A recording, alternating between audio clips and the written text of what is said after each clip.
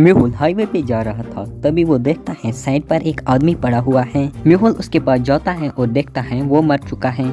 कोई इतना दूर कैसे मर सकता है, ये तो शहर से बहुत दूर है। मेहुल पास वाले टोल बूथ के पास जाता है और वहाँ से जाने वाली सभी गाड़ियों को ध्यान से ऑब्जर्व करता है। मेहुल को 3 गाड़ी वालों पे शक जाता है। वो तीनों गाड़ी वालों को कांटेक्ट करता है। यह है पहले वाले की गाड़ी, यह है दूसरे वाले की गाड़ी और यह है तीसरे वाले की गाड़ी। तीनों गाड़ी वालों को देखने के बाद मेहुल समझ जाता है कि खूनी कौन है। पर क्या आप समझे?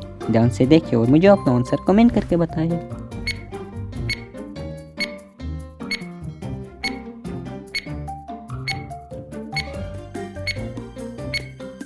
दूसरे वाली गाड़ी को ध्यान से देखिए, उसमें एक रेड ग्लोव्स पड़ा हुआ है और इस रेड ग्लोव्स का दूसरा पेयर डेड बॉडी के पास पड़ा हुआ है। यही देख के मेहुल समझ जाता है, तो मेहुल उसे पकड़ लेता है।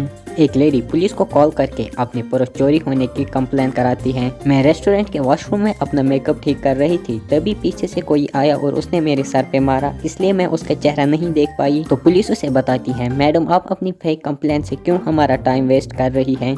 आखिर पुलिस ने उसे ऐसा क्यों कहा होगा? ध्यान से सोचिए और मुझे आपका आंसर कमेंट करके बताइए।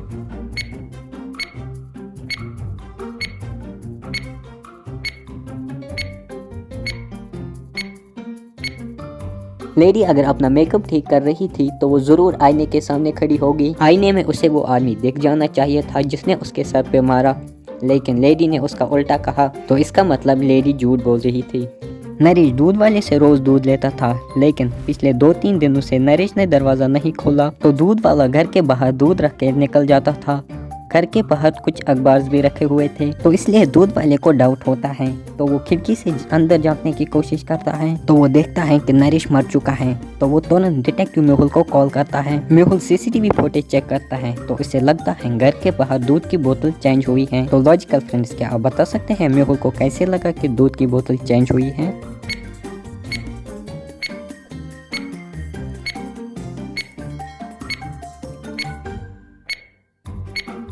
आज की दूध बोतल कल वाली बोतल से ज्यादा बड़ी हुई है। भला ऐसे कैसे पॉसिबल है? फिर मेहुल पिछले 3 दिनों की सीसीटीवी फुटेज चेक करता है, तो वो देखता है दूध की बोतल चेंज करने कोई नहीं आया है। मेहुल को समझ नहीं आता है ऐसे कैसे हो सकता है। मेहुल सीसीटीवी फुटेज को और ध्यान से देखता है, तो इस बार मेहुल को सीसीटीवी फुटेज में एक क्लू मिलता है। तो लॉजिकल फ्रेंड्स, क्या आप बता सकते हैं इस बार मेहुल को क्या क्लू मिला?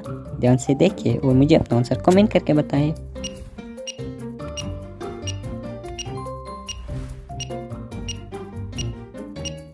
पहले वाले फुटेज में बगीचे की घास छोटी है, लेकिन दूसरे वाले फुटेज में बगीचे की घास लंबी हुई है। भला रात में घास इतनी लंबी कैसे हो सकती है?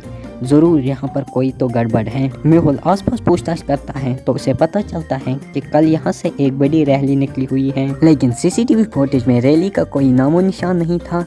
मेहुल को सारा गेम समझ आता है, किसी ने सीसीटीवी फुटेज के साथ छेड़खानी की है। सीसीटीवी फुटेज में वही दिख रहा था जो खूनी दिखाना चाहता था। तो मेहुल घर के नौकरों से पूछताछ करता है। पहला नौकर कहता है, मैं तो 2 दिन पहले ग्रोसरी सामान देने आया था, उसके बाद मैं नहीं आया हूँ। दूसरा नौकर कहता है, मालिक ने मुझे गुलाब के फूल लाने के लिए कहा था, मैंने उन्हें गुलाब के फूल ला के दिए और फिर मैं 2 दिन से छुट्टी पर हूँ। तीसरा नौकर कहता है, मैं तो 15 दिन से छुट्टी पर हूँ, मुझे कुछ नहीं पता है। तीनों का बयान सुनने के बाद मेहुल तुरंत समझ जाता है कि झूठ कौन बोल रहा है। पर क्या आप समझे लॉजिकल फ्रेंड्स?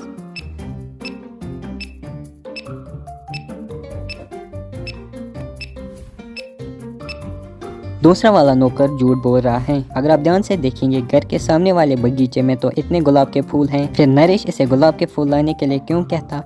मतलब ये झूठ बोल रहा है। तो डिटेक्टिव मेहुल उसे पकड़ लेता है।